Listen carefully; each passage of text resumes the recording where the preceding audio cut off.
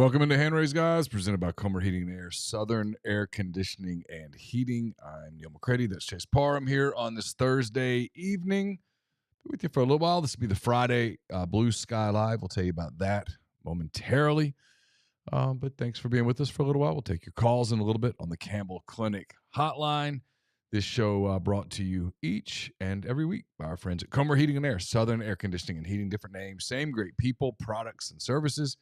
If you live in Oxford, Batesville, Tupelo, the surrounding area, call our friends at Comer, 662-801-1777. If you live in South Haven, Hernando, DeSoto County, Memphis, those areas, call our friends at Southern, 662-429-4229. I'm in the Clark Ford studio, so is Chase, obviously. 662-257-1900 is the number to call. Call it. Ask for our buddy Corey Clark. Tell Corey what Ford product you are looking for. He will send you a quote within 15 minutes in business hours. It's right to the bottom line. There's no hassle. There's no haggle. You get your quote, and the rest is up to you. You can shop that quote around. You can do what I've done, what I recommend that you do, and that's hop into a Clark Ford today, 662-257-1900. I mentioned the Campbell Clinic Hotline. From fractures and sports injuries to complex spine and limb conditions, the pediatric orthopedic physicians at Campbell Clinic in Oxford, the only specialized pediatric orthopedic team in North Mississippi, providing expert care for growing bodies. So visit the Campbell Clinic Oxford.com website, schedule an appointment, or call 901-759-3111. And Chase, tell the folks what's going on at Blue Sky. All over the state of Mississippi, including down around Macomb. They got the epicenter, the superstore down there. You got the Oxford Exxon here, all throughout North Mississippi, and a lot of Sweet Daddy's locations available as well. Ribs, pulled pork, side items, desserts. A lot of options for you for breakfast, lunch, dinner, and just filling up, coming into town for maybe number one Auburn and the Rebels on Saturday. So stop in Oxford Exxon, get a little food, get a little gas, and be on your way. So Grind, good afternoon. See you in the stream. Hanging out here with us as always. Appreciate you. I just kind of getting caught up on a few things. Not much really happened today, I guess. I got down a rabbit hole a little bit with the message board post. I guess it's when we have a pretty good post on our board where the guy wanted you to build your Ole Miss basketball team out of the last 7 years. He gave you a budget and he gave a dollar figure to every player during Kermit and Beard's era. I didn't see that. Yeah, I was kind of scrolling through it for a minute ago. That's an exercise. It is an exercise. I mean, it's you're going to be weak somewhere because you don't have the money to just go grab all the best players. Kermit and Beard? Yeah, basically since Kermit got here, their rosters. Okay. Yeah. It was a good little post. That's interesting. Got the one tournament team in Kermit's first year. This team's obviously on its way, it seems, to being a tournament team. Yeah, he says the rules. You have a Chris Beard's your coach. If you gave him a budget of $20 to put together a 10-man rotation. Okay. Of Kermit and Beard players, how are you building the team? And then, so you have 10 guys. You got to figure out how you want to do it position-wise. And then he put dollar figures to the following. The $3 players are Devontae Shuler, Terrence Davis, Breon Tyree, Matthew Morrell, Alan Flanagan, Romello White, Nasir Brooks, Jamin Brakefield, Malik Ewan, and Malik Dia. $2 players, Jarkel Joyner, Ty Fagan, Sean Padula, Luis Rodriguez, Blake Henson, Bruce Stevens, KJ Buffin, Jamarian Sharp, Musa Cisse, Dre Davis. $1 rosters, Austin Crowley, Deshaun Ruffin, Amari Abram, Juju Murray, Klofke, Dom Olenichek, Robert Allen, Theo Okwuba, and John Bowl. You build your rotation. So I got $20. You got to go 10 players. So you could just, for every 3, you got to grab a 1, basically. All right. I think my 2 threes are Terrence Davis and Romello White. Okay. So you think Romello is that necessary to give you the big because it's the clear winner on the bigs? Well, I get a talented big. Yeah, you do. He might be my only choice. I love you, Break, but you're not a big. Right.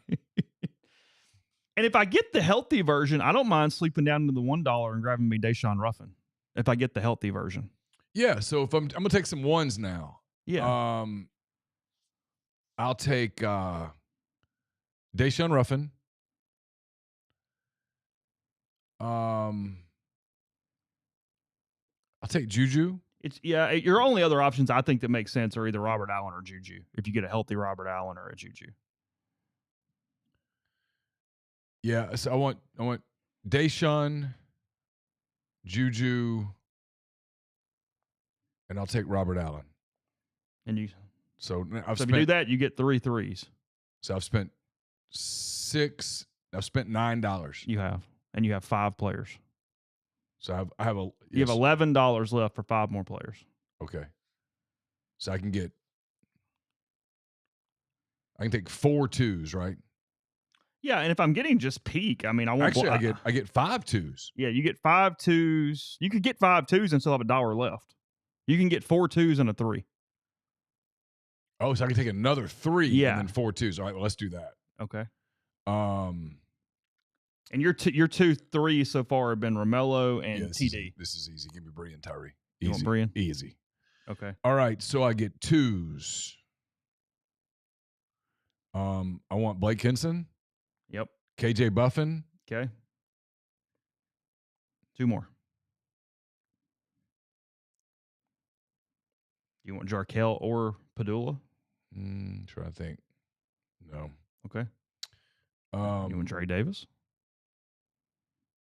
Trying to think if I want Luis. He spelled Luis Rodriguez wrong, and that's what threw me off. Oh, because it's Luiz. Okay. Okay. Give me Rodriguez. Okay. And I'm gonna take Cisse. Oh, give you a little rim protection. Yeah, I like that. I like that. I like bigs. Yeah, I like that.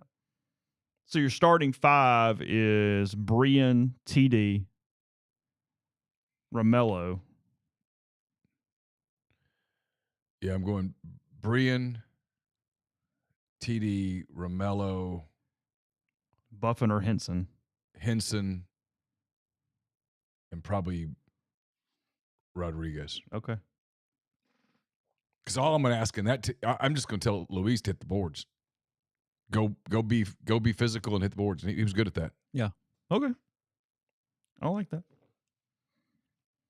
It's when you tell him I need 15 points a night from you that's not good. I'll put your lineup in the thread. Okay. Neal's roster. TD. I mean, that team's not going very far, but we got some dudes. All right, TD, Tyree, White, Buffin, Henson, Ruffin, Rodriguez. KJ. Yeah, I had him. Okay. Cisse. Robert Allen. And Juju. Okay. Not bad. No. Not bad. Not bad. I think that's the right threes. I don't know. It's hard to get an argument that it should be anybody but getting Romello because you're getting absolutely the best 3 of the bigs. Yeah. And then... I mean, I could make a case for Devontae Shuler. You could. But I'd rather have TD and Brian. Yeah. That's the thing there. Yeah. So I'm gonna get some explosion with those 2. I'm gonna get some athleticism. Because had you gone back like one more year, then we'd had, the 5, we would have grabbed Sebastian. Yeah. Oh, yeah. Underrated player. Yeah. Majorly underrated player.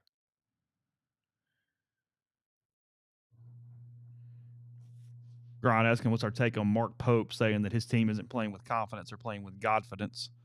Oh, that makes me hate him. Doesn't? I was not aware of that phrase until right then I looked it up. I'm assuming some author made a lot of money off of it. What does that mean? So there's a book. Okay. I think. Let's see. Is there a book? Do you want to know? Yeah, I mean, yeah. Godfidence is the belief that God's in control and one can rely on God for everything. It's also the confidence that God can help people through difficult times and God's plan is for people for good. There's like a bunch of books. This is the AI overview, so I've got I've got a list of things here. So God only cares about the Kentucky basketball team, not the other teams? Whoa. Is that what we're saying? No, it's not about winning. It's about doing your best. It's just maximizing your own capabilities and talents. Okay. If it doesn't work out, then you did all you could do. All you can do is what you can do. I tell you what, Because he's going to tell Big Blue Nation that. Yeah. We did all we could. Hey, we played with confidence. It just wasn't meant to be. It was God's will that we not win. You don't think that'd go over well? I mean, I would love to watch him try. I have my doubts about how well that would play over the course of time. That's why I've really enjoyed the Mark Pope. Nothing against Mark Pope. I'm sure he's a wonderful person. But I have enjoyed the Mark Pope is the greatest thing before Mark Pope's We crowned early. Yeah, a lot of crowning early. He hadn't lost that first round game just yet. You know what I mean? Winthrop hadn't walked through that door. You can piss away a lot of goodwill with that loss in the first round of Murray State or St. Mary's. That'd be a second round game. Yeah. Did you know that Schuler played AAU ball with Zion and Ja? That damn picture. I mean, that picture. He had some traction off that picture. It was like, hey, all right, let's go to the. There's a lot of books on this, by the way. I think we're missing something. Like, all right, fill me in. No, I mean, like missing an investment opportunity here. But I mean, there's a lot of stuff getting sold on this. I'm not saying we're missing is in the theme, just in general. A lot of books. Surprised somebody's copyrighted it. See where Pat Riley's in line to make a lot more money again because he has all the three-peat copyrights or trademarks. Oh, I knew that. And every time that it clicks, so if the Chiefs win again, when they send the stuff out, Pat Riley, so 5% of everything sold. Oh, if I'm Pat Riley, I am go Chiefs. Let's go, Patrick Mahomes, my main man, Patrick. Yeah, I was reading about it today. It says that typically those type of deals are 5%, even though nobody has the contract. But he has cashed on, obviously, the Bulls. Mm-hmm. Bulls again. Yeah, I was going to say the Bulls twice. He's cashed on the Yankees when they went 98, 99, 2000. Oh, and those are some popular teams. And he cashed on the Lakers. Oh. Mm-hmm. Yeah, his Lakers. Yeah, did that do it later too? No Kobe team or Shaq? Did Shaq and Kobe not go 3 in a row? I don't think so. Okay, right? Maybe I'm wrong, but I'll try to find the story I found today. But yeah, I read something on that, and there's been 3 to 5 times that he's cashed in different ways, and he's got like the numeral, the written out, the hyphen. Like you can't escape his trademarks. He's got them all. How about that? All right, now I'm curious. Did Shaq and Kobe three-peat? I know they repeated. I can't remember if they three-peated. How many does Kobe have total? He had 5. He did have 5. Yeah, because you got the whole. Yeah, I've seen the. Because he won 2 with Powell. Yeah, 2000, 2001, 2002. Okay, wow. How about that? Mm-hmm. God, Kobe was a beast. Kobe was just does not get enough run for best player ever arguments.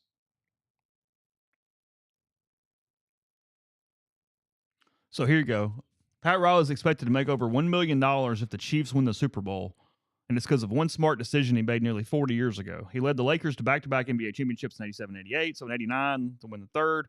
Riley filed a trademark for three-peat. Now, they said one of his players was the first one to say it, Byron Nelson maybe, but that Riley was the one smart enough to go to the law office and get that bad boy done. Lakers lost in the finals that year, but the trademark's still paying off. Byron Scott. Yeah, sorry. Yeah, not the golfer. That would be weird. Yeah. Byron Scott. Yeah. Byron Nelson may have been a big Lakers fan. I don't know. Yeah. Bulls in 93, Bulls again in 98, Yankees, Lakers, and now with everything else, they're thinking probably somewhere around $1.2 million to him if the Chiefs win the game. You get $1.2 million and you didn't do anything. That's good. That's good living. You played no role in it at all, and you get $1.2 million. Yeah, you're living right. Grind points out we mentioned the Morehead State kid on the podcast this morning, and that's where Broom transferred from. Oh, how about that? How about that? Factory. Yeah. For They're doing some damn good scouting at Morehead State. I agree, Ryan. are they the Eagles? What are they? Ooh, boy. Not my strong suit here. Not mascots? I mean, I'm pretty good with mascots, but not the more. If you get real obscure, I don't get them. That counts as obscure. Morehead State, yes. Yes. It's in Kentucky, though. I don't know. I mean, back in the day, like Lids sold a ton of Morehead State caps. They went all the time. They were all over the place. Just sold the hell out of them. They did. Yeah. Janai Broom had offers from Morehead State, Florida Atlantic, Georgia Southern, Jacksonville, and Bryant out of high school. I mean, I gotta go look at those coaching staffs because somebody on those staffs was good. Seriously. So where'd he grow up? Plant City, Florida. How about Tampa. that? Transferred to Tampa Catholic. Okay. What recruiting going on there in Tampa Catholic? Hey, I gotta look at that Tampa Catholic staff because somebody knew something there too. Hey. Yeah. Hey. Do your thing. There's this kid over at Plant City. He needs an academic scholarship. I think he could help us. You know what I'm saying? Buddy Garrity on line 3, please. Thanks. Really smart kid. How about that? Did you find the mascot for Morehead State? They're the Eagles. Eagles. Yeah. How about that? What color are they? Green? I think they're like blue and gold. Oh, okay. Isn't that right? That sounds right. Are you interested in this Friday Night Lights reboot coming to Peacock? I'll give it a shot. I like Friday Night Lights. Whole new cast, obviously. Yeah. Be hard to pull off. Dude, I mean, we're talking about one of the most beloved TV series of all time, and we're going to reboot it and try to... Rockets and Grizzlies tonight at 8:30. Two teams that don't like each other and could easily play in a 7-game series this late spring.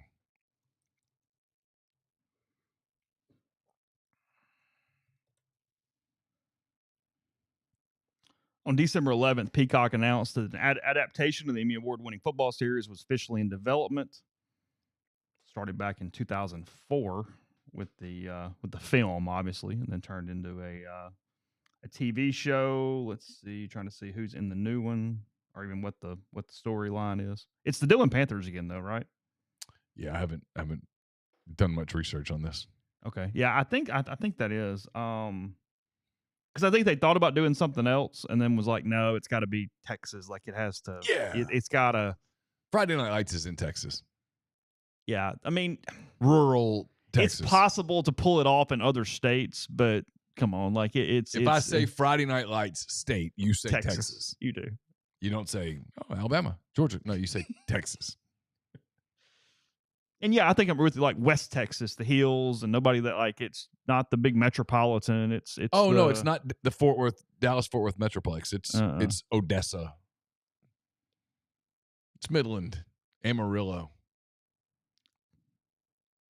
It says their potential series takes place in the aftermath of a devastating hurricane when a ragtag high school football team and their damaged interim coach make an unlikely bid for a Texas high school state championship. Through their unexpected rise, the football team becomes a beacon of light for their town. Yeah, we've seen that story before. That's your problem, is we did that with East Dillon already. Yeah, already. Season 4 did happen, guys. We got introduced to Michael B. Jordan. We got the whole deal. Can one of their players maybe kill somebody and hide the body and let's see what happens? We don't talk about season 2. It didn't happen. We stopped. There was a writer's strike, okay? We don't do it. Rocky, what's worse, Rocky 5 or season 2 of Friday Night Lights? What's worse? Okay. All right. Hold on. Let's do it. Hold on. Because it's... No, hold on. Okay, so Rocky 5. Uh-huh. The fact, even from the very beginning, that Paulie was able to take all of Rocky's money makes no sense in the world. Because by the end of Rocky 4, or even earlier, Rocky was completely corporated out. He had people everywhere. Lawyers. There's so many no lawyers. way. No way. I get he had a soft spot for Paulie and the whole thing, but no. Right. Wouldn't happen. No, it doesn't pass the smell test from the very get-go. Now, brain damage? Sure. Yeah. I'll buy all the brain damage. Well, he had just gotten beaten up by Apollo Creed, Clubber Lang, and Ivan Drago. Not to mention the other stiffs that maybe someone got a punch in. Sure. But those 3 people gave him a beating, right?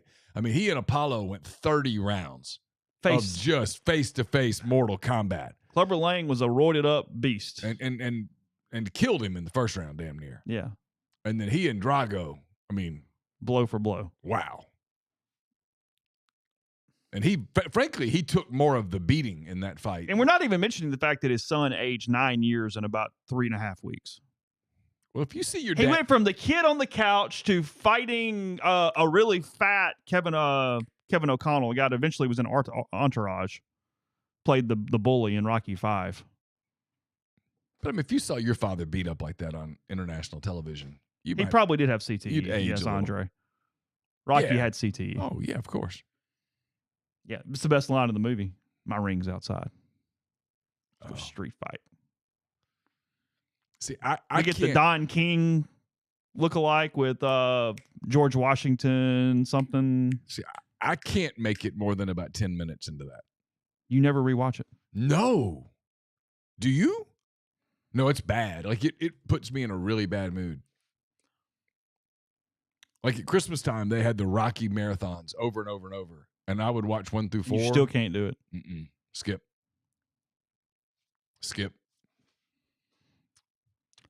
That was a terrible. Whoever wrote that script needed to be flogged. Was it Sylvester? It may be in the CTE kicking in. I don't know, but it was terrible. And they kind of rebounded okay with Rocky Balboa. It's fine. It was fine. Yeah. It was good. And then the Creed stuff's been great. He fights Antonio Tarver. Yep. And Rocky Balboa. No, Creed's great. Yeah, Creed's great. No problem. Rocky Balboa, my expectations were so low. On 6. Yes. Okay. My expectations were so low that it actually wowed me. I went to the movie with Mark Heim, who's a big Rocky person just like us. Okay. And we anticipated on a scale of 1 to 10 it being a 2. We were prepared for this as a disaster. To laugh through it and go, this is we were going to laugh. The whole gamut. Yeah, and then it was pretty solid. And then Creed, fantastic.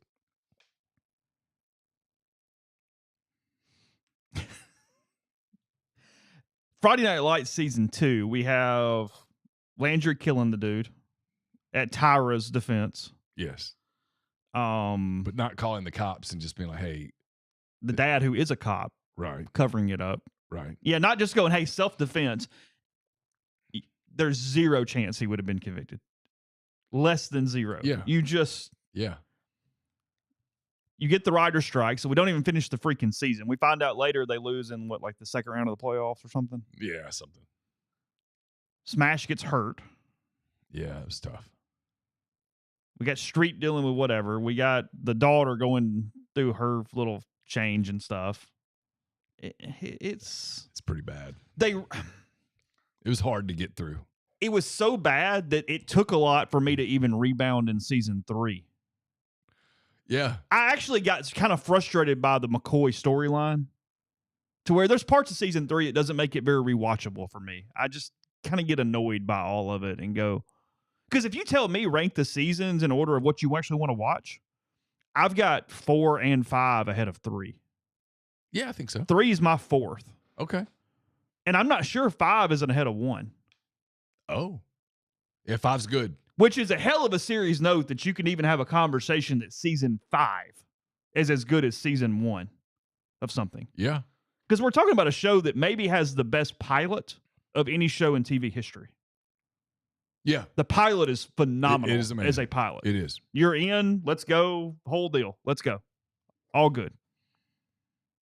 And they made the perfect deal with you got to get out, whole new thing. Season 4 could not have been about the Dillon Panthers again. We had to completely reset. We had to go over here. We had to do this thing. And now you do get a gift when you get Michael B. Jordan as your unknown lead character that ends up becoming somebody one of the best actors. Somebody had to screen him. I mean, that's like going out and recruiting a great player. You get credit for recruiting him. You do. Only reason you guys won is because you had Jordan. Well, we offered him, yeah. Bitch. I mean, we sort of made him a priority. Yeah, Cole. Season 3 is good. That's what I'm saying. It's not a bad season. I think it's why the series is so highly regarded, but it just something about it I can't quite get to on It's that. surprising season 2 didn't kill it altogether. I mean, it's almost surprising that it was not so bad. Season 2, like if you had broken out Rocky 5 and Rocky 2, there would never be a Rocky 3. No, it's over. That's what I'm saying. They got the writer's strike is partly why it was so bad, but the writer's strike also bailed them out because it comes back and everybody goes, okay, just everybody gets a do-over. We weren't able to finish. We were trying to rush it. Let's just completely. Yeah, but I mean, you have to convince the general public that you get the do-over. I get convincing because you lost trust. Else. You lost their trust Because that was horrible. I mean, I kept watching, waiting for it to get better. What are we doing? What do you think the critic review is on Rocky 5? Oh, I mean, 14. Too low. No way. 15. Too low. We can do this for a while. 30. Too low. Oh, my God.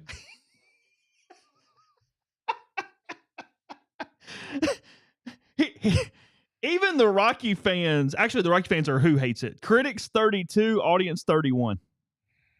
Okay. I mean, I need a positive review. Hold on, I got to find a positive review. Doesn't exist. Entertainment Weekly gave it a positive review. No way. They didn't understand the movie then. He gave it a B. But I can't. The review has been taken down off Rotten Tomatoes. Yeah, Grind. That was the moment. What are we talking about? All right, spoiler alert. Breaking Bad. He says, I tried to rewatch Breaking Bad, but spoiler alert, when they killed the kid, I couldn't finish it. But that's like 4 episodes from the end. You're basically there. I had to stop. You stopped for a while. You like binged The Office for like 3 weeks after that. I did. I had to take a few weeks. That was bad. I was like, no, what are we doing? Nope. That's not. It took me a minute to go back to that movie. Show is so good. It was great. It's just so good. But I was so angry at everyone at that point. Maybe that was the point. To make you hate all the characters. Well, I was listening to an interview, and it probably isn't a recent interview, but I had never seen it, with the actor that plays Hank. And he said that's what it's what's made crazy about this is you had this guy who turned into one of the most evil people ever depicted in screen. And yet at the end, people are rooting for him over the DEA agent who's just married with a little bit of a crazy wife. Like, that's a good point. Like you get so invested in because again, we've talked about this, and again, I'm being repetitive for people who watch the show all the time. Binging it is such a different experience than you going 1 week at a time in this journey over 5 years, 6 years. Yeah. Where it's so slow and it's just a little bit. And the writing is so perfect because it's just a little bit and a little bit and a little bit and a little bit and a little bit. And you look up and go, oh my God, he's a monster.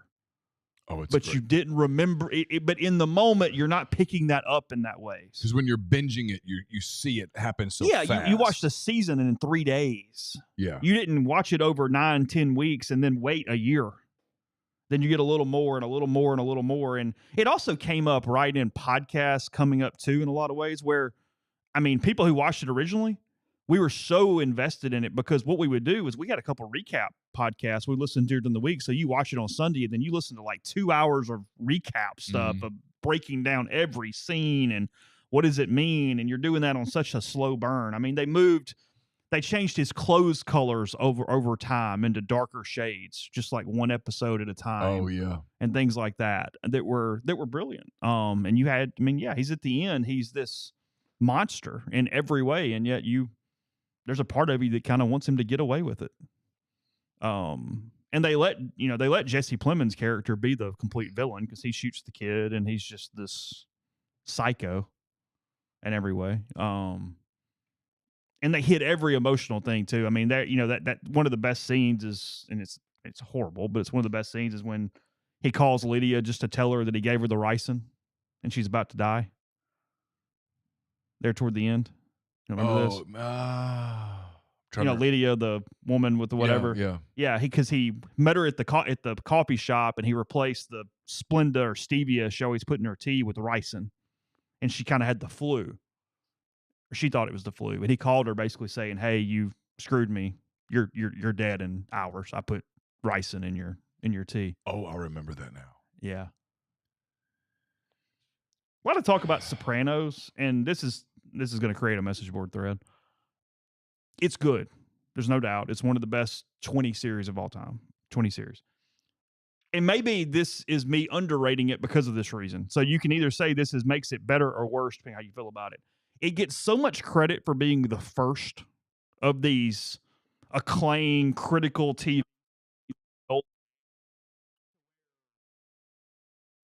I don't think it holds up as well against some of the other heavyweights if you're just going in a vacuum pound for pound. But do you give it a ton of extra credit because it completely started the genre in and of itself? Yeah, like, it gets nostalgic credit. Yeah. How does that work that it set the entire era on its head in a way? Hey, caller, who do we have? Hey, it's Cole. What's up, Cole? Hey, I'm the one that in the chat said I think season 3 is the best, and I'm gonna explain why. And you probably still disagree, but that's all right. I think the season 3 does the best job of having the villain, and I think the guy who plays J.D. McCoy plays him so well, in the sense that like he's an awful human being, but the actor kind of plays the awful human being very well, and it's relatable. I guess for me when I was in high school at the time, because you meet people who are like J.D. McCoy, and so I thought that dynamic was what made the season 3 the best. I didn't feel like there was the same like villain in season 5. No, season 5 is a heartstring season. It's nostalgia even in the moment. Like, you need them to win. And I mean, it's one of the things that makes season 3 great is that era ends and they don't win the game. They lose. Mm-hmm. They lose the state championship in the Cotton Bowl at the end of season 3. So was it the Cotton Bowl? I think it was Daryl K. Royal. Oh, was it Daryl K. Royal? Okay. Yeah, that's what I thought too.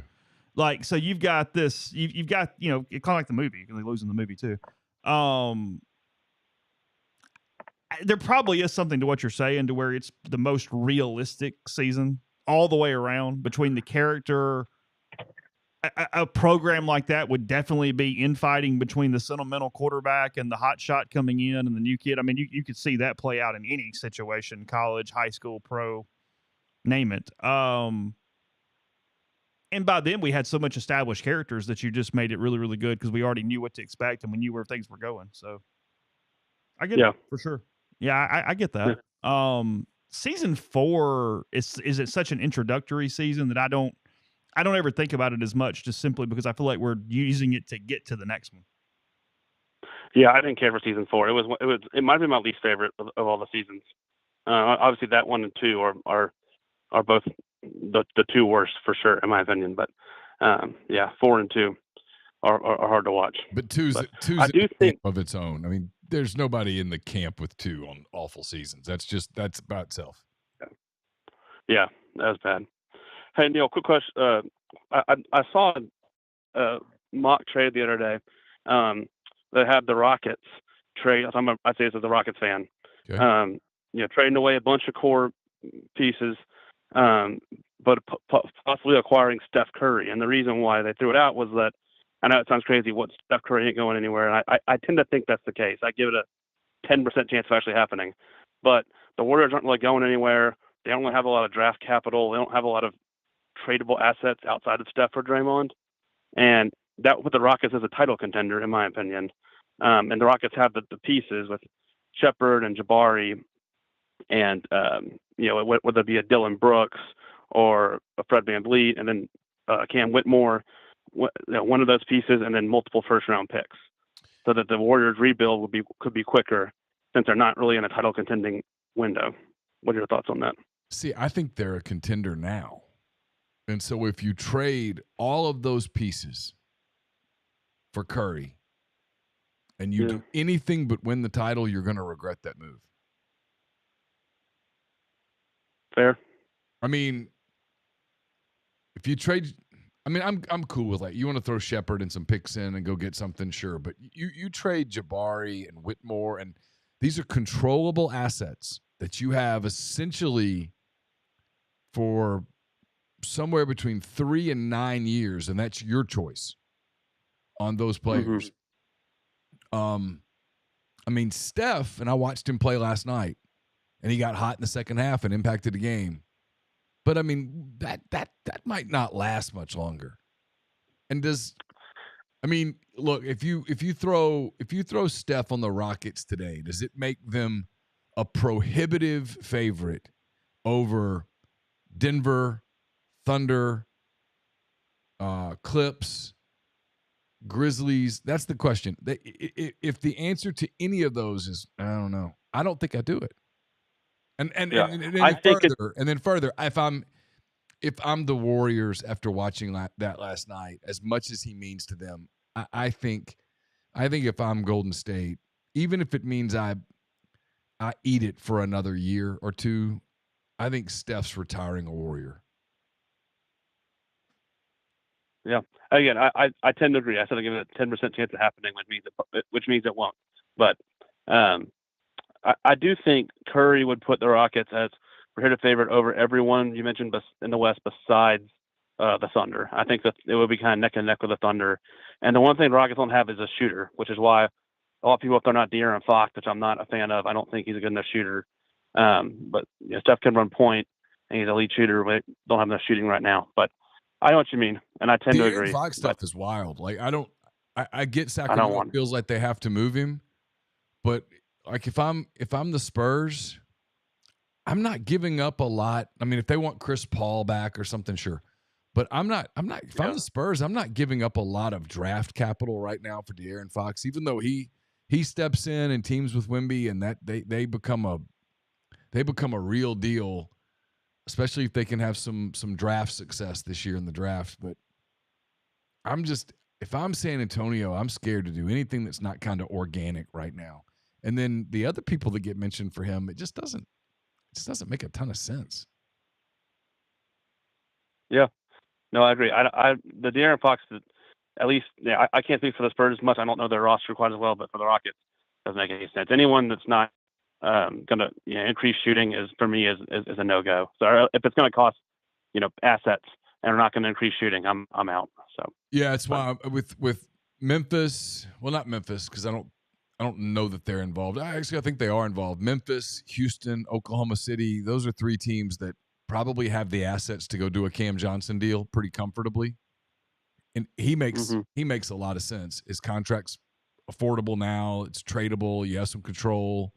He's still young enough, and he's an elite shooter. Just no one notices him because he plays on a terrible team. But yeah, he's the guy that, to me, he's the interesting name in the trade market, is because teams that have the assets to do it have to decide: do you mess with your chemistry this late in the season and go get a guy like that? And like, there's a lot of talk about him in Oklahoma City, and the Thunder are getting ready to have, and it's a good problem to have, don't get me wrong, but then a couple 3 weeks they're going to add Chet Holmgren back, and so how does that work? How does he play with Hartenstein? And then are you going to double down on that and add Cam Johnson in? That's the question. Yeah. Well, I appreciate taking my call. I'll hang up and listen. Y'all have a wonderful night, and good luck to Carson and his playoffs. Hope they win state. Thank you so much. That's very kind of you. I appreciate that. Let her call. Awesome. Thank you.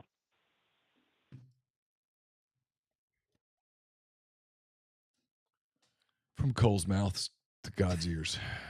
That would be, I just can't even imagine.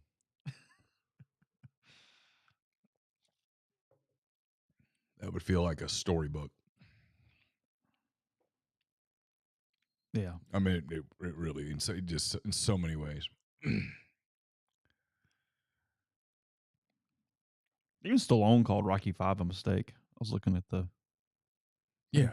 I mean, it's indefensible. I don't know where hand-raised guys was in that room. Like, what are we doing?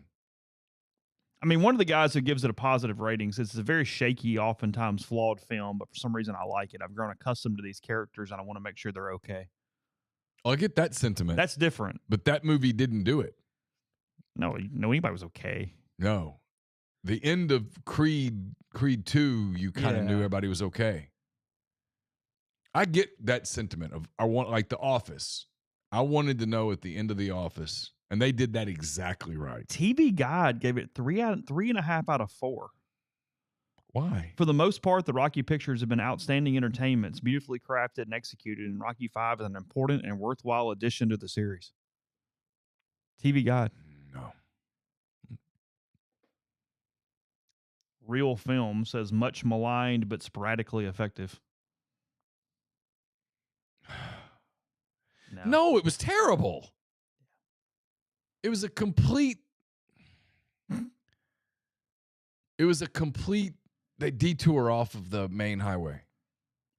Completely off of what we had come to know and expect. And would the heavyweight champion of the world get in street fights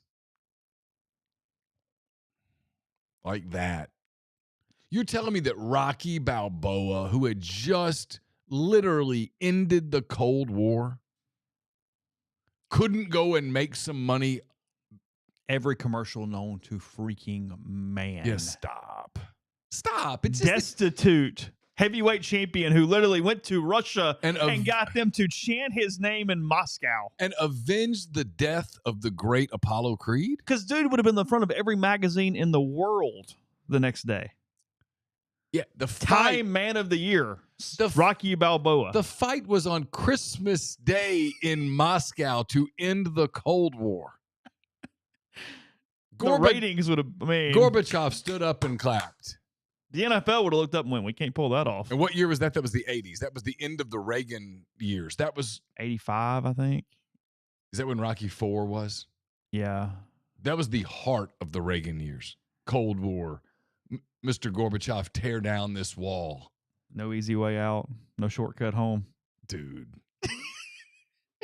I mean, in the real world, Rocky Balboa would have looked at Paulie and been like, it's all right. Yeah, Rocky IV, 1985. He would have just gone and gotten some more. Who are the 31% of people, the audience, that doesn't like the original Rocky movie? It's only 69% with the people. It didn't it win an Oscar? Yeah. It's a great film. What the hell? Our critics gave it 93. At least they get it. Yeah. Rocky 2 is 13% better with the audience than Rocky 1. Rocky 2 is a tough watch for a lot of that. It takes movie. A long time. The payoff's awesome, but by God, you got to get there. You got to slog. When you're on TV, you're just waiting and you're waiting and you're waiting. And finally she goes, win. He goes, oh, thank God. Yeah. Here we go. Now we get to do before that, she was just horrible. She didn't save him on the streets in Rocky 5. Because deep down, she didn't care about him. She never really believed in him. He was just a money bag for her. And once the money was gone, she was like, see ya, Rock. Adrian, the original gold digger. Oh, she's horrible. I hated her. Hey, caller, who do we have?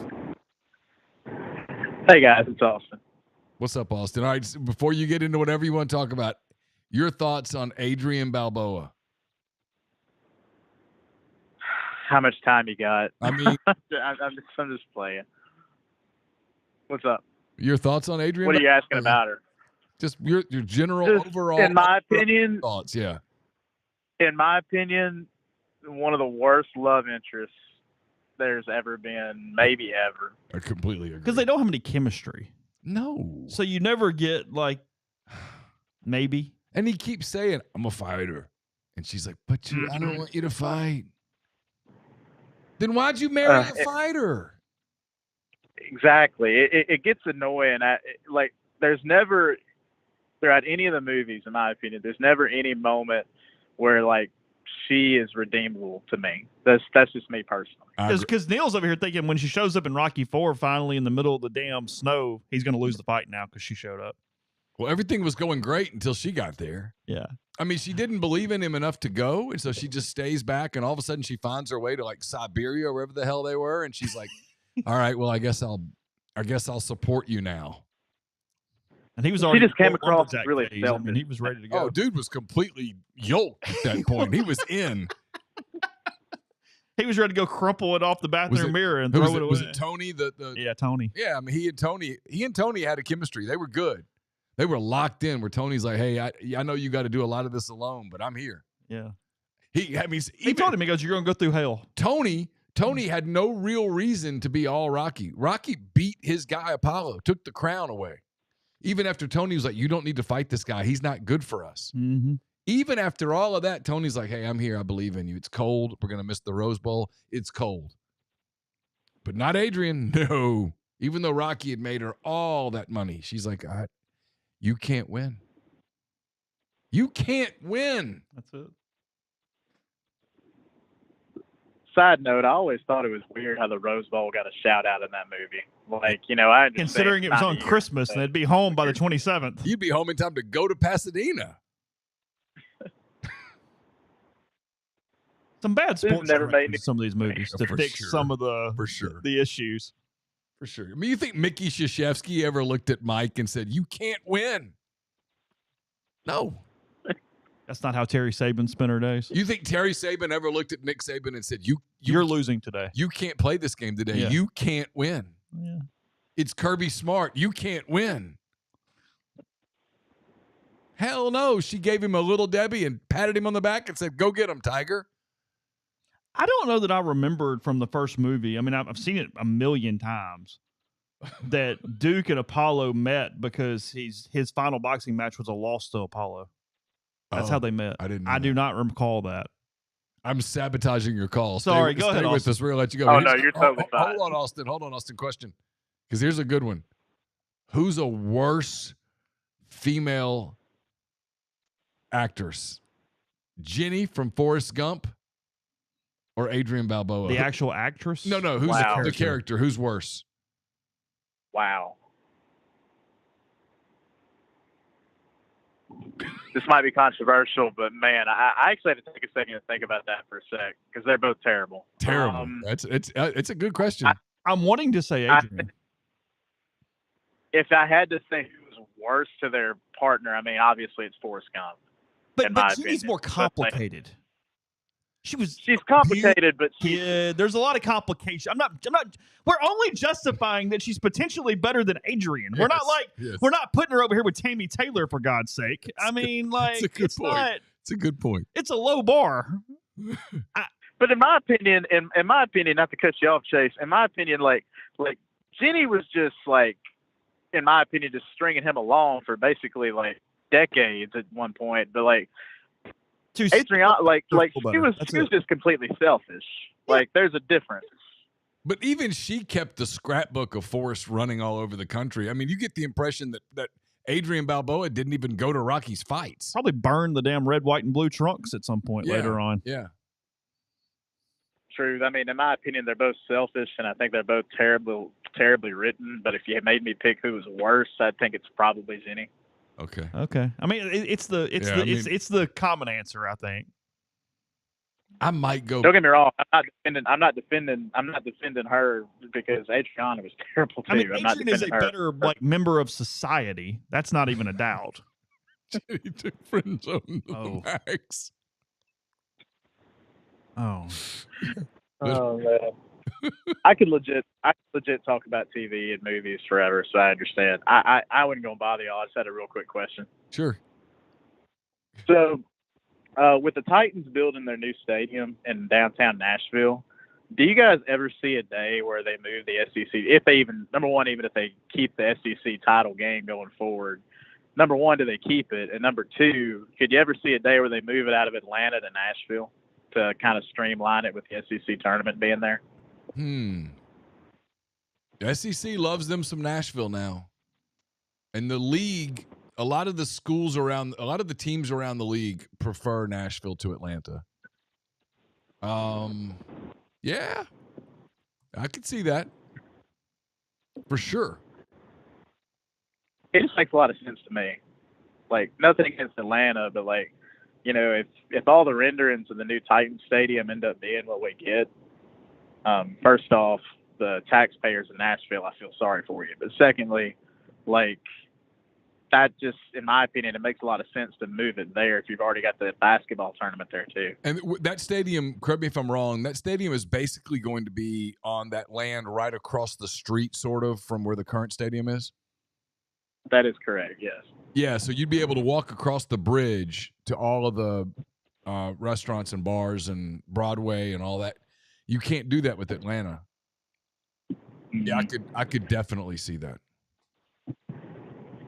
Where the new Georgia Dome is, it feels kind of like, like to me, like all the fun stuff to do in Atlanta, like it feels like you have to walk a pretty far way to get to everywhere you want to get to from where it's at. Like, you've got all your sightseeing at places like the aquarium and like the World of Coke and like the Olympic Park and stuff like that, and where all the shopping outlets and everything that. None of that is particularly close to the Dome. But I just feel like Nashville makes a lot more sense. No offense, and no offense to anybody who likes Atlanta. No, I'm totally with you. I'll be honest. I have always been a little surprised that the SEC didn't at least play with the idea of moving the title game to New Orleans every so often. It would make sense. It would make total sense. I guess Atlanta just made them a hell of a bid. They do like just the consistency of they know exactly that's a busy time of year. It's kind of one of the reasons they keep the baseball tournament in Hoover is you sort of have everything planned out to a T and you don't have to just mess with it. That's a busy time with you got the recruiting and the season just ended and you're about to launch into the playoffs and all of that stuff. And you really don't want variables much. And they've kind of got that down to a science with the hotels and where they put everything and the luncheons and the stuff. And it's right there with the College Football Hall of Fame, and they do a lot of stuff with it. So I think that's why. But yeah, look, if that thing in Nashville gets built the way that they've spec'd it out to be, they're going to play a lot of big things. A lot of big stuff's going to get played there. 100%. You're looking at national championship games and Super Bowls and Final Fours and stuff like that. You may as well have an SEC title game there.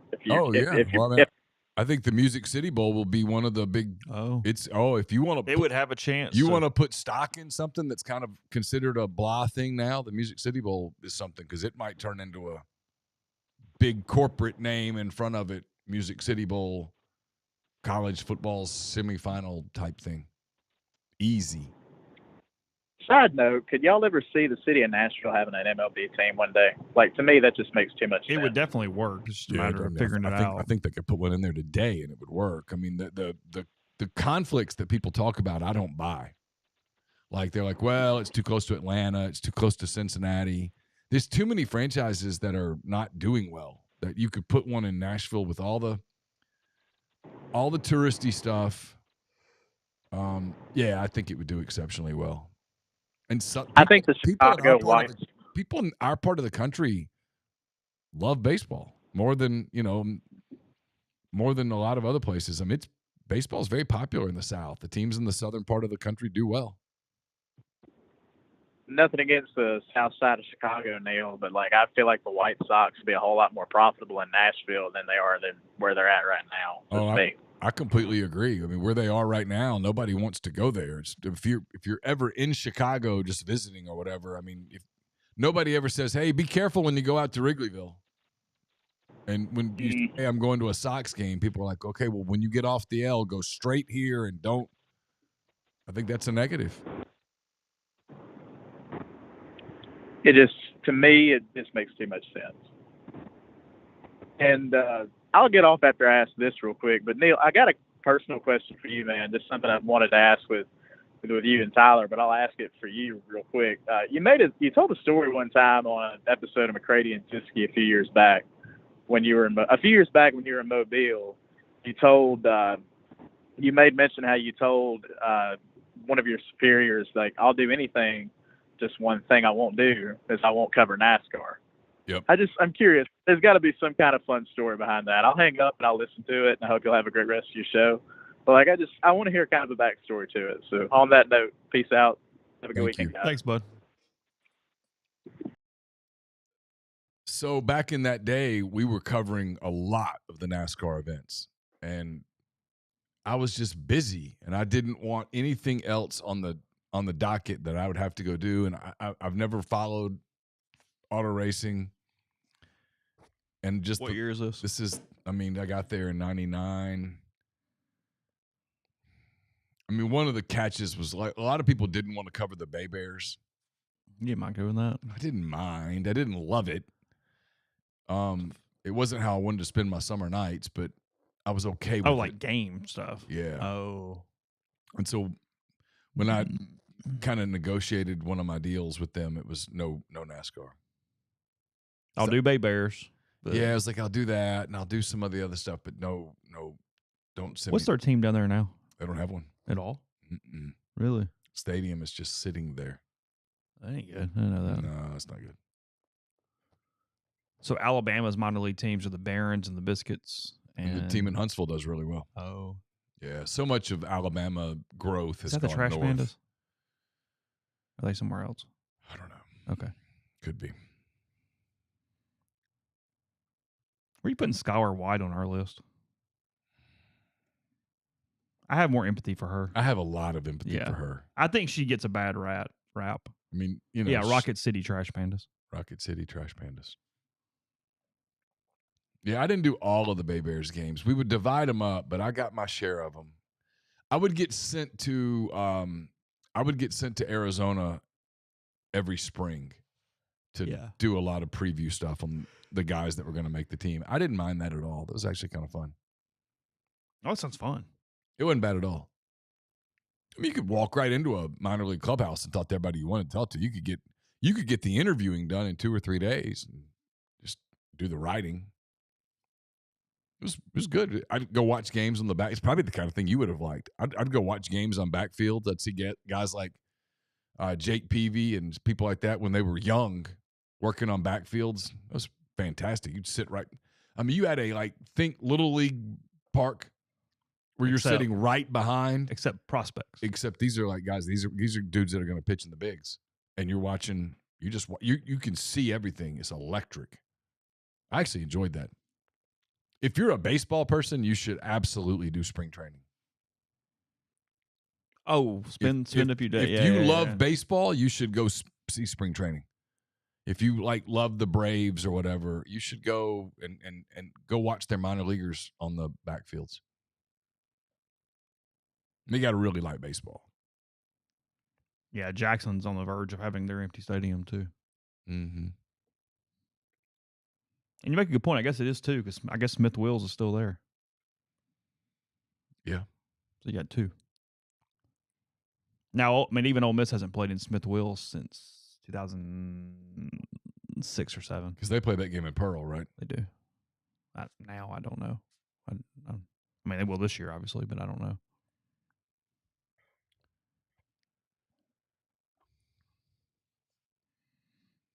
Jenny was attractive, at least. She was. Jenny was better looking than Adrian. I mean,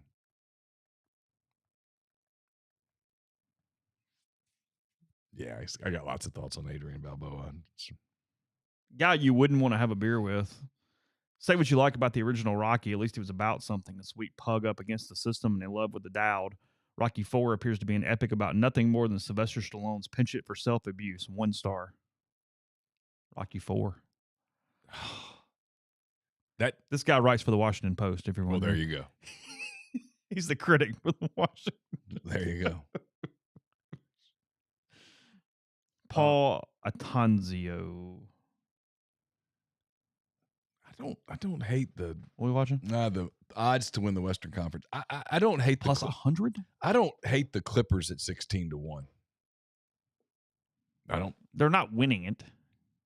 16-1. I don't hate those. I don't hate those odds. I get Kawhi Leonard, James Harden, and what if they're healthy? Because they played really well since they've been healthy. Anyway.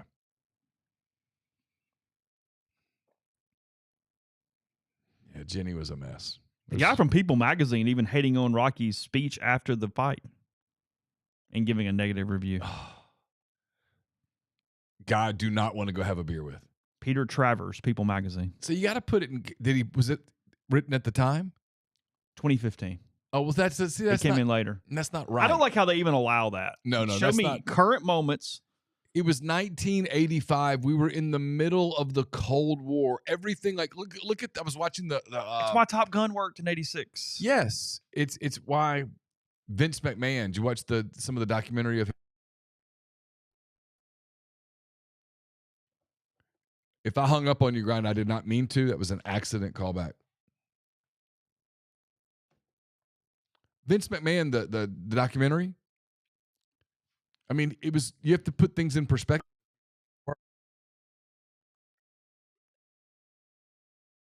If I hung up on you, I'm sorry. No, man, it was me. My Bluetooth wasn't connecting to my phone, man. Oh, okay. I'm glad. Okay, it wasn't me. Well, never mind. I'll rescind my apology. You're good, man. You good? You guys been doing good this week? Yeah, it's been a good week. Man, dude, I'm gonna talk about some sports, but first, do y'all mind if I talk about a little politics, man? No. Thursday night. Thursday night. Thursday night, everything's pretty fair game. Yo, bro, I had so many people freaking out on my Facebook timeline. What was this? When they put the federal freeze on, people thought their food stamps was gone. They thought, like, oh my goodness, bro. Oh my goodness. Here's my thing where I think we're at right now in society, bro. It feels as if people move with this scarcity mindset, as if there's like this invisible force that's holding them back or something. Like, it's as if people didn't even realize. They talk about we were sending $50 million worth of condoms to Gaza. What is this? But it's as if nobody cared about that. And so now I guess you guys can elaborate on, I guess, the memo being rescinded. But I'm like, man, me personally, bro, when he said we finna freeze stuff and look what's going on, I liked it. Me personally, I liked it. I don't know about y'all, but me personally, I like the idea. Well, it was obviously poorly written, which is odd because if you look at, no matter what you think of Trump or whatever, if you look at the first 8-ish days of his administration, they did a lot of those executive orders that were very well prepared, that were very well written, that were kind of hard for his critics to attack, and then that one got written and got released, and it was sort of ambiguous, and it got just absolutely crucified. I don't know, man. I mean, but even like when I saw, like, they said that Social Security wasn't going to be, messed up, Medicaid wasn't going to be messed up, and so I guess they were kind of unclear on Medicare. But my whole thing is, it's like, man, like, I understand, like, in my opinion, bro, if you able-bodied and not a senior citizen and then serving the military, you shouldn't even like be looking for the government assistance. You should be looking to get off of it. You know what I'm saying? Yeah, I mean, no, this has been a debate we've had for a long time. Like, man, like, bro, I done been broke as hell in my life before. I worked at Checkers and I took a bike to Checkers, and so it's as if I don't understand, man. I don't understand. I think had you written it a little better, you could have avoided some of the actual real things that got frozen too, that had merit, where you went, okay, that's a bit of a problem, but it was so broad. Well, there was so much confusion. Right. That, because, like, I mean, here's an example, Grind. Like, there was some places where at college, like, I don't know about faculty or whatnot at college campuses, where federal grants pay the salaries instead of the schools. Well, I mean, you don't want a ton of people not getting paid for 3 months while it works out. You know what I mean? Yes, I understand that. There's always exceptions, but on a broad base, yes, you are very correct on the very broad base of it. My whole thing is that I don't understand why people, just in my opinion, and I think most of the people that listen to this podcast kind of agree with what I'm saying, to be honest with you, is that if you can't admit that there's some fat in the government that could be trimmed, that could possibly help everybody out, I don't understand why that's such a bad thing. But I don't know, man. I'm completely with you on that. You're exactly right on that one. I think most people agree with it, but it's like when it comes time to implement it, there's a lot of the, the people in mainstream media, you get a lot of the sob stories, and people don't like to see that, but there's no way that you're going to reduce some of the cost and things like that without it occasionally being a little messy. It just, we're going to have a little mess. And I'm going to tell you this. I find hilarious, because I watched some CNN clips on my YouTube, and they said they had one clip where they showed where, I guess in this city, they were showing, immigrants how to protect themselves from ICE. And, if ICE come to your door, this is what you're supposed to say and whatnot. And I'm like, bro, like what? Like, I understand, but I mean, you might as well just go to a trap house and be like, hey, we're at a DeKalb County trap house, and they're going to show us how they get rid of the drugs before a raid is done. I mean, it's like if we just go, you know what I mean? I'm just like, well, God dog, bro. All right, I'm curious. How old are you? Like, I'm 29. 29. How do you? It's a complicated question, I know, but how do you generally consume your news media? Like, how do you? What outlets do you? It depends. What do you go to news that you view to be at least quasi accurate? And see, that's the thing. Like, I don't have any outlet that I just go to.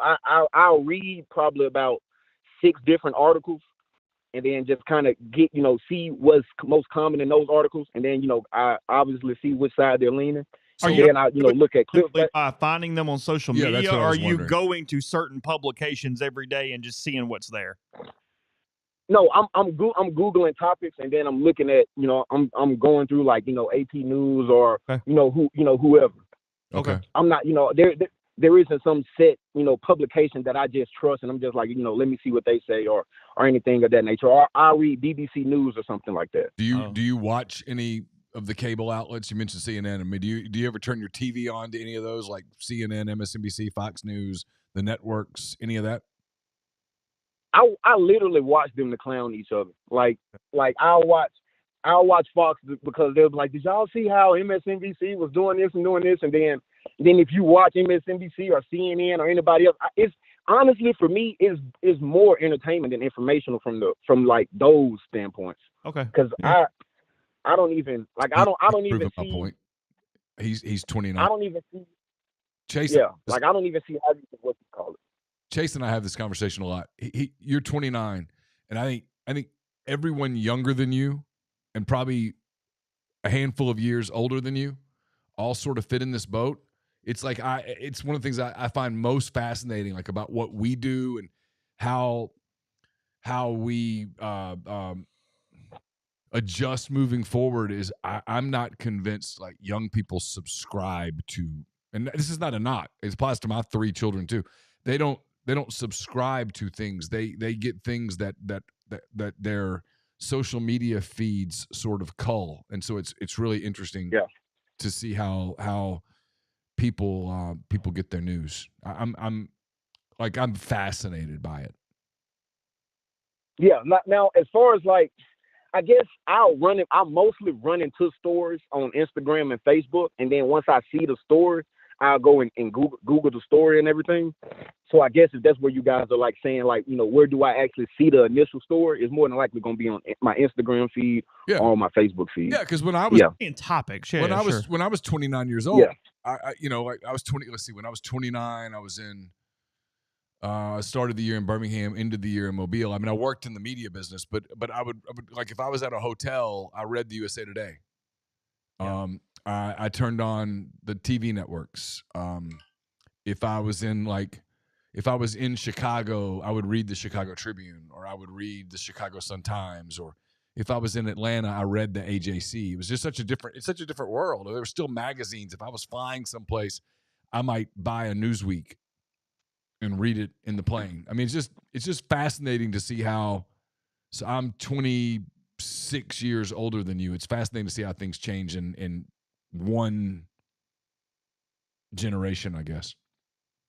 Well, yeah, I mean, in my opinion, what's killed their credibility with me, as if they're like trying to play like guardians of democracy or whatnot, instead of just saying what's going on. Like, you know what I'm saying? Like that's what I hate, man. And it's as if they try to play a part in swaying you and making you believe something. And like I said, man, I caught so many strays when they put out the freeze. They was like, this your president, you voted for him, this what you wanted. And it's like, bro, first off, I've never been on government assistance in my life. Like I said, even when I was broke as hell, I didn't even qualify for it. And I just worked myself to a position to where I didn't even, to where I don't even have to worry about that anymore.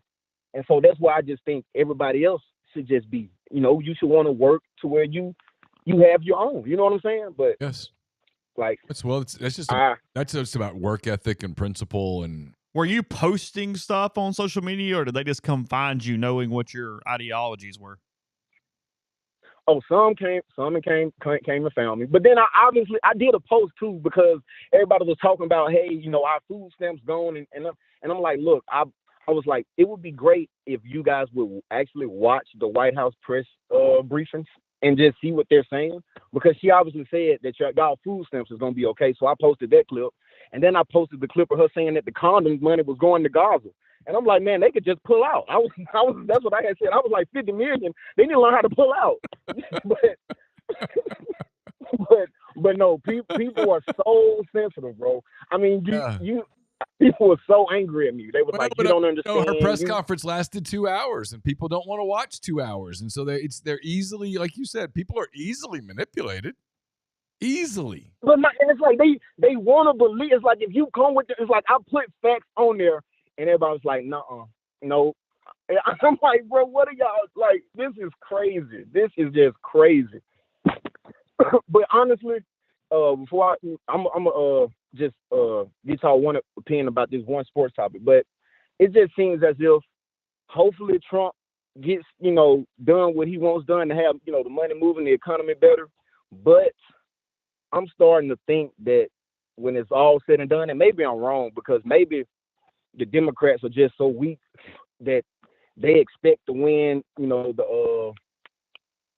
I guess, in 2 years when we have the races coming up again. Yeah, the midterms. I'm pretty sure the midterms, I'm pretty sure they're expecting the win those just because how history works, where there's a balance, where the country swings. But I'm not sure that's going to happen. But I'm also thinking that at the end of the 4 years,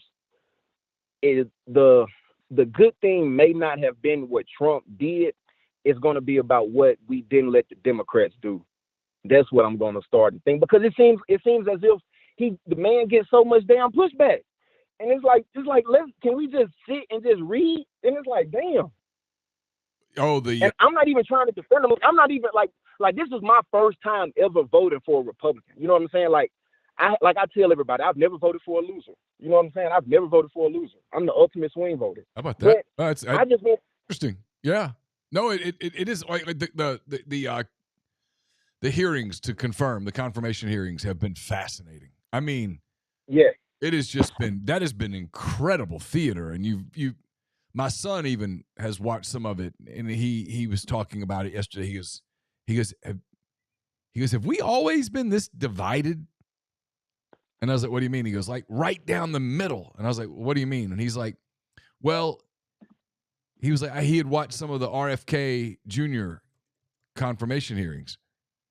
And I think he was just sort of stunned. Like, one senator would ask him questions, and it was obvious that senator was like, pro-Kennedy, and it was pretty favorable. And then another senator would come back who was obviously anti-Kennedy, and it was just, it was very vitriolic, and I think he was just kind of floored by it. I mean, he's 18. I think he was looking at it going, has it, I mean, obviously he looks at me and goes, you're old as hell. Has it always been this way? And I didn't really know how to answer that, because I was like, I don't think so, but like maybe everything's so much more in our view now because it's all there. That's kind of what I told him. So I told him, I said, I don't know. When I was 18, when I was his age, Reagan was the president and George H.W. Bush was the vice president. But like, I do remember, speaking of the Rocky movies, right? I do remember like when Reagan was president and Tip O'Neill, you guys probably don't remember Tip O'Neill. He was a long-standing congressman from Massachusetts, kind of a big, overweight guy, but he had this white hair, and he was a Catholic from Massachusetts, and he was powerful. And like the reports were always that, he would spend the day trying to, limit Reagan's power, and at the end of the day, they'd have a cocktail. It was like there was a more of a, for lack of a better word, like a diplomacy, a gentleman's aspect to it that I'm not sure exists today. I don't think so either. I don't think so. But I think it comes. Do you guys think that the politicians feel like that because they believe that people feel like that? Or do you Do you think that's really how they feel? Do you think they're trying to put on a show because, like, hey, we're going to have some of our people who voted for us that feel like this? Well, so I thought the Kennedy thing was really interesting because, I mean, if you think about the words, right, make America healthy again. Okay. I mean, who wouldn't be for that, right? Who wouldn't be for, hey, let's make our food healthier. Like, hey, everybody, you can either make our food healthier or not make it healthier. Which side are you for? I kind of think that's a consensus thing, right? I mean, white, black, Hispanic, male, female. I think everybody generally would be like, yeah, that's a good idea. I mean, let's make.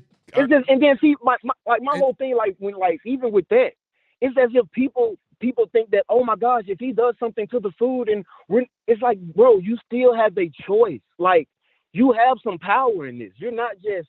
Yeah, no one's saying you can't eat your Doritos. They're just trying to say, hey, let's label these foods appropriately. Let's let people understand what's in them. And then if you still want, you know, like he said, right, his boss eats McDonald's. I mean, I don't think anybody's arguing that a quarter pounder with cheese and large fries is great for you. I don't think anybody can pull that off. But I mean, he was just saying, shouldn't we educate? And I think the answer to that should be yes. But to answer your question, and this applies to both sides of the aisle, it is so obvious when you watch these hearings that the lobbyists have gotten to these senators, man. I mean, they are in their back pockets. They are. Yeah. We could go a little more graphic. They are pulling the strings. You can see that. That's the part that I don't know that the people of, like, you know, Alabama or Mississippi or Ohio or whatever, I don't know that we fully understand, like, how the machine works when we elect people and we send them to Washington and then a couple years later they're changed. It's because they've been bought. Yeah. Yeah. Like I said, like, I don't know, man. Like, I guess my thesis on this is that I just wish the people who act like they're pieces of paper in the wind would just stop, man. That's my only thing. You're stronger than what you think. You can do more than what you think. You're not just at the wheel and just powerless. So, but I guess, you know, I took up so much political time. My only thing I want to get on y'all with sports. It's not even about Auburn, man. Well, yeah, it's not even about Auburn. I'm gonna, you know, leave them out for the day. Why is Kentucky more unlikable with Mark Pope than they were with Calipari? Why is that? I'm sorry, bro. Even when they played Alabama, I was cheering for Alabama. Wow. Now that you say that, is it because Pope tries to make them the little engine that could? Oh, dude, I don't. We're wholesome. I mean, here showing up, hoping to play. Get your juice boxes and your orange slices. No, you're Kentucky. It's like the big blue orangey or something, man. I mean, they just behind you when you're coming in, trying like. I mean, they now it's Cal like early on pretty hateable though. I mean, he came in, changed the game. But the thing about it is, he wasn't some guy that they saw as like him picking them up off the ground and. Yes, he he had some swag that even if you were the common guy and you turned Kentucky on and you just didn't have a dog in the fight, you were like, okay, man, he made Kentucky cool. Yeah, Mark Pope ain't cool. Cal went and got all the good players, John Wall and Boogie. Yeah, was like, hey, I'm going to get a whole bunch of future NBA stars, and we're gonna put on our fancy uniforms, and I'm gonna put on my Gucci suit, and I'm gonna look like Pat Riley, and we're gonna come kick your ass. And and we're gonna look we're gonna tell you we're kicking your ass, and then as we kick your ass, we're gonna talk about how we're kicking your ass, and then when it's over, we're gonna politely pet you like a Labrador Retriever and be like, oh, and by the way, I just kicked your ass. And so when they got beat, people were like, there went Darth Vader. And now I think you're onto something. And now he's trying to do this. No, we're going to bring in people and we're going to make this work and we're going to be team and we're going to be the Bad News Bears. We're loving each other. No, it's bullshit. No, you're Kentucky. No, you don't get to do that at Kentucky. Yeah. The Yankees aren't warm and fuzzy. The Yankees will never be warm and fuzzy. That's not who you are. No. It's like the Dodgers now. It's like it's understood. Okay, you're just corporate. Yeah. You are what you are. You will die. Yeah, and Garrett Robot. And Garrett Parrish. It's I'm sorry, but GP, Gary Parrish, he sealed it for me when he said after they beat Tennessee that if the voting was today, he would vote Mark Pope over Bruce Pearl for National Coach of the Year. I'm like, bro, can we stop? I'd vote, but you don't know now. Hey, back to politics. A lot of media don't like Bruce Pearl because he sometimes tweets about Israel and that kind of thing, and he gets political. That's a lot of what that is. Don't forget it. Don't let anyone tell you otherwise. There's a lot of that with Bruce Pearl. And you're talking to a big Bruce Pearl fan. I've talked to him in person on numerous occasions. He's a wonderful person. I've said this story on many occasions. The week that I was in Nashville, it was obvious that Ole Miss was going to hire Chris Beard. And I waited through a 45, 50-minute Auburn shoot-around. And Bruce saw me. And I waited for his interview with Paul Feinbaum. And when he came off, he was in a hurry. He had to get to the bus. And I told him what I was working on. And I was like, hey, is there any way that I could talk to you about Chris? And he said, yeah, can you walk with me to the bus? He could have easily said, I just don't have time. Wow. He walks with me to the bus. He talks the whole time. And we get to the bus, and he stops. And we stand right outside the door to go to the Auburn bus. And he talks to me for 5 more minutes. He is a genuinely good person.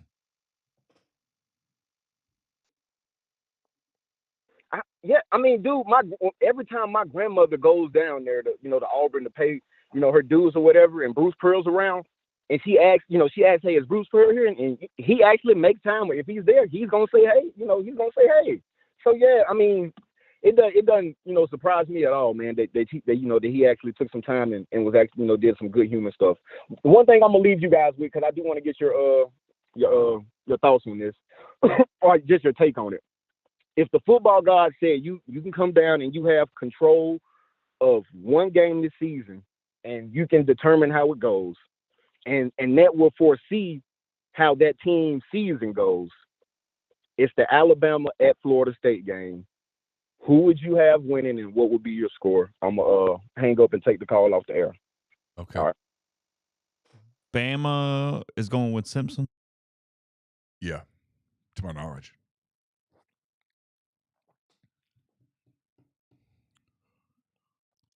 Can I have the chaos? Give me Florida State. Oh, you got Florida State winning. Florida State 34, Alabama 10. Oh, good Lord. Give me a blowout. I want to watch the meltdown. You think Florida State's better? No, but I get to determine the game. Oh, so you're just creating your own chaos. Yes. Okay. I want to watch the meltdown. Okay. Because that would be immediate meltdown. Over right there. Just right there, that would be, okay, it's over. Saban's over. I think they kind of know it already, but that would be like the final straw. They would totally know it. And that would mess up a lot of the, Florida State sucks, Norvell's done. And he might still be. But in that moment, we would overreact and go, oh, he fixed it. Yeah. Okay. I would say Alabama can't do in this era what it did in the previous era, which I think is probably true. Well, they can't redo what they were doing. No, there's too much parity all the way around. You can't put that type of situation together. It's impossible. Not enough kids even believe in their pro potential over the money now, even if they did have sort of that mindset. You don't think anybody can do it? Ohio State? I'm just asking. I'm not. I don't mean that. It probably sounded more pointed. An Ohio State type team can get in the playoff every year or close to it. So I guess if you're in the thing, Texas, and you're in running it, just money.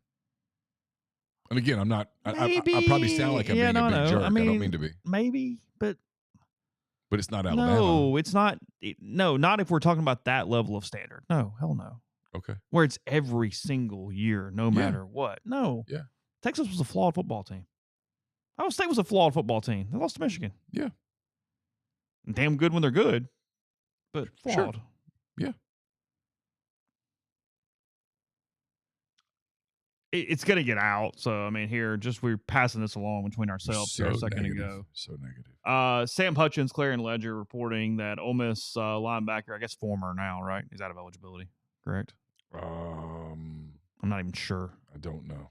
Corey Coleman, arrested today on indecent exposure charges stemming from an incident when the Rebels were in Florida for the Gator Bowl. had an incident at the Sawgrass Marriott Golf Resort and Spa in Ponte Vedra. On January 2nd, so I'm assuming after the game. Yeah, after the game. Complaint was about a subject exposing to female housekeeping employees. Charged with 2 felony counts of exposure of sexual organs. Says SJSO, which is the county there, St. John's. St. John's Sheriff's Office. Detectives contacted the suspect in Mississippi, where he was taken into custody with assistance from the Oxford, Mississippi Police Department.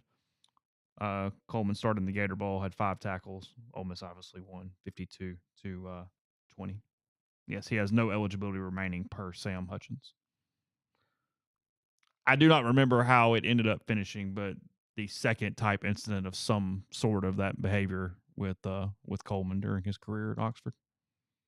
Back first year, I think.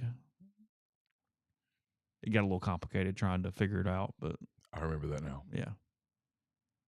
I said some incident in a dorm. I said this earlier on the Justin Tucker thing.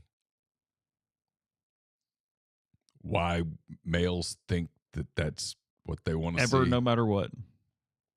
Unless they specifically ask. And even then, you probably should be hesitant. Just saying.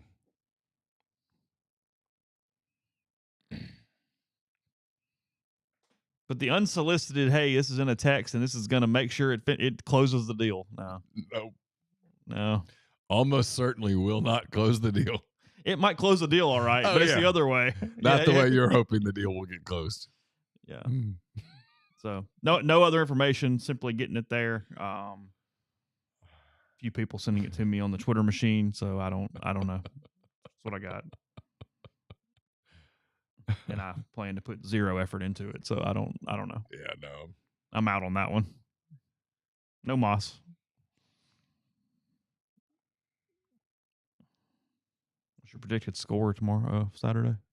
Predicted score. You told me earlier Ole Miss 78, Auburn 61. So I was thinking. Not. No, I did not. Auburn by 14. Okay. You? 86, 74, 72, 70. Oh, God. If Auburn gets into the 86s, it might be ugly. That's true. I might go. Yeah, Ole Miss has got to play better defense than that. I might go 76-62. If you tell me Auburn gets into the 80s, I might tell you Ole Miss got stuck in the 50s. That got bad. Because you can't go into a track meet with them. No. You got to try to find a way to muck it up. Now, you're running the football. You can watch the Tennessee thing and try to pull that off. I mean, Ole Miss is good defensively. Chris is a really good defensive coach. You've got to get them out of sync offensively. Mm-hmm. And then you can't turn it over. No transition buckets. Nothing free. Make them earn it. And they're going to get theirs because they're really talented. But you got to make them do that. If you let them get into a flow, you're done. Look, you're probably done anyway. They've only lost once. It was at Duke. Yeah, I mean. But if you let them get rolling, it's going to be hard.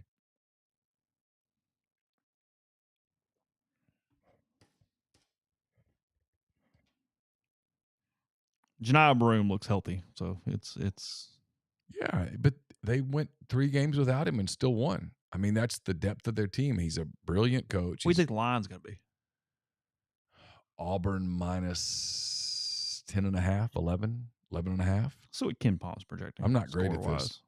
No, we missed the other one. I missed it bad. But it turns out I missed it right because that game was close.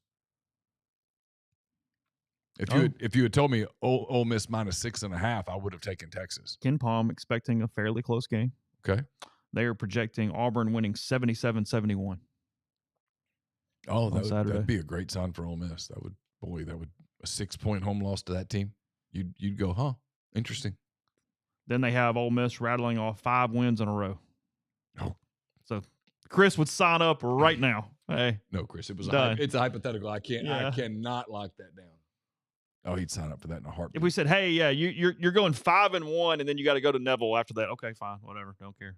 Go. Oh hell, yeah, go. They'd be 10-4. 10-4. Oh, he wouldn't give a damn. He'd walk into Auburn and go, "Hey, how's everybody? Got a hell of an atmosphere here. Good job, you guys, Bruce, you've done a hell of a job. I really love the place." Yeah, projecting now close games, but projecting 79-77 over Kentucky, which if you hold Kentucky to 77, you probably will win the game. Yeah. LSU winning in Baton Rouge 74-69, That's about right. beating South Carolina and Columbia 70-64, That's about right. and beating Mississippi State and Oxford 74-70, Always happens. 1-1. And then beating Vanderbilt 75-74 in Nashville. They have them with a one-point victory currently. If you told me they won in Nashville, I would tell you it was a nail biter. Mm-hmm. And then got them popping Oklahoma pretty good in a few weeks. I can see that. And then losing the other ones. Yeah. So Got them losing at Auburn, at Tennessee, Tennessee at home, Tennessee, and at Florida. So 11-7. Yeah. Yeah, Chris would take that. Yeah, Ken Palm's got it like 10-8 to 11-7, whatever, splitting the difference. But yeah, he'd take that. Either way. Again, if I offered him 10-8 right now. What are the tourney sites? I don't know. Looked. I used to look at this and kind of hope for a couple of sites, and then when I was on the Auburn beat, I never got anything sexy, and so it was always like, screw it, I'm not doing this. All right. First and second round sites. Okay. Are in Lexington, Kentucky. Okay, that's where we'll end up. Rupp Arena. Okay. Providence, Rhode Island. All right, that'd be good. See, I'd like that. Seattle, Washington. I've never been to Seattle. I neither. Wichita, Kansas. I'm not going to make a Wichita joke today. They've had a rough day. Yeah. Cleveland, Ohio. I've been to Cleveland. Rocket Mortgage Fieldhouse. I like Cleveland. Denver, Colorado. That'd be cool. Milwaukee, Wisconsin. Okay, I like Milwaukee. Cool town. And Raleigh, North Carolina. Never been to Raleigh. Never been to Triangle, really? Been to Greensboro. And then the East and, the regional final games are in Newark, New Jersey. So New York. Yeah. San Francisco, Atlanta, and Indianapolis. Okay. Where's the Final Four? I honestly don't even know. Alamodome, San Antonio. Yuck. Yeah, that's not a win. That's not good.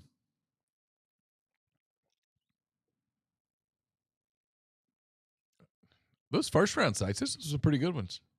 Other than nothing against Lexington, that's just I've been there. Can we go someplace I've never been?